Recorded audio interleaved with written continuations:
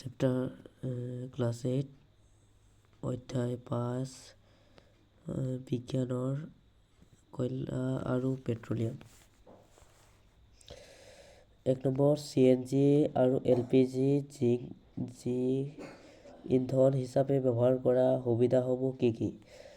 উত্তৰ CNG আৰু LPG ইন্ধন হিচাপে ব্যৱহাৰ কৰাৰ সুবিধাসমূহ হ'ল ক নম্বৰ CNG আৰু LPG দহন কৰিলে ধোঁৱা নিৰ্গত নহয়, কম বায়ু প্ৰদূষণ হোৱাৰ বাবে ইন্ধন হিচাপে ব্যৱহাৰ সুবিধাজনক। আৰু খ নম্বৰ LPG আৰু CNGৰ দহনৰ দ্বাৰা এক বৃহৎ পৰিমাণ শক্তি আহৰণ কৰিব পাৰি। আৰু গ নম্বৰ LPG আৰু CNGক পোনপটীয়াকৈ ইন্ধন হিচাপে ব্যৱহাৰ কৰিব পাৰি। আৰু LPG আৰু CNGৰ নলীৰ মাজেৰে অতি সহজে পৰিবহণ কৰিব পাৰি। 2 নম্বৰ ৰাস্তাৰ বনাওঁতে ওপৰত ব্যৱহাৰ কৰা পেট্ৰলজাত সামগ্ৰীটোৰ নাম কি? উত্তৰ বিটুমেন। 3 নম্বৰ মৃত গছ-গছনিৰ পৰা কয়লা কেনেকৈ সৃষ্টি হৈছিল বৰ্ণনা কৰা। এই প্ৰক্ৰিয়াটোৰ নাম কি?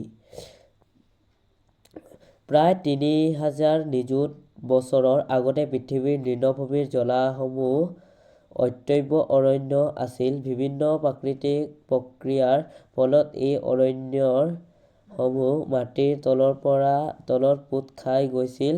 কালক্ৰমত জমা হৈ গৈ থকা মাটিৰ হেঁচাত এইবোৰ সংকুচিত হৈছিল আৰু অধিক গভীৰতালৈ সোমাই পৰিছিল, যাৰ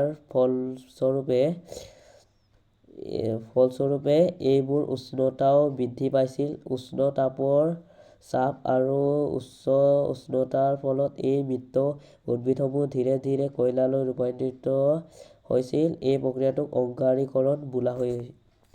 4 নম্বৰ খাদ্যবোৰ কৰা। ক নম্বৰ কয়লা, পেট্ৰলিয়াম আৰু প্ৰাকৃতিক গেছ হৈছে জীৱাশ্ম ইন্ধন। খ নম্বৰ পেট্ৰলিয়াম উৎপাদন পৃথকীকৰণ প্ৰক্ৰিয়াটোক শোধন বোলা হয়। আৰু গ নম্বৰ আটাইতকৈ কম প্ৰদূষিত কৰা যান-বাহনৰ ইন্ধন হ'ল CNG সংকুচিত প্ৰাকৃতিক গেছ।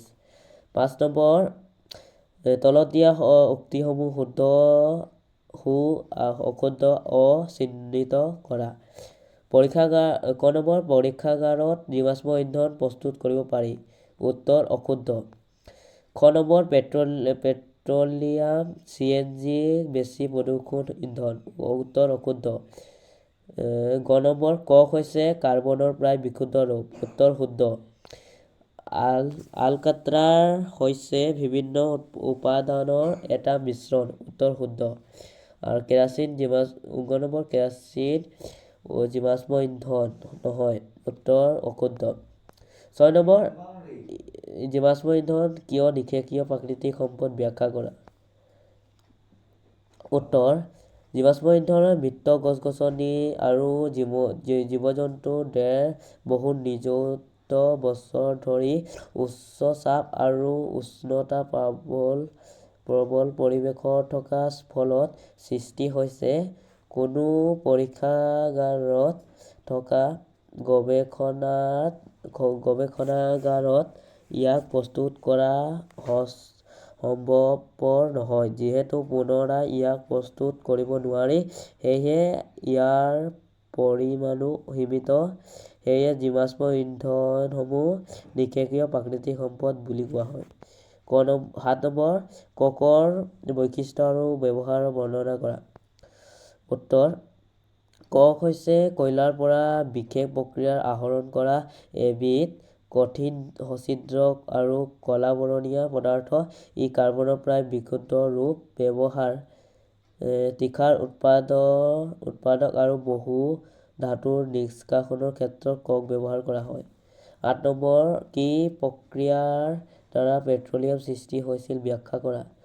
উত্তৰ সমুদ্ৰত বাস কৰা জীৱসমূহৰ মৃত্যু হোৱাত সিহঁতৰ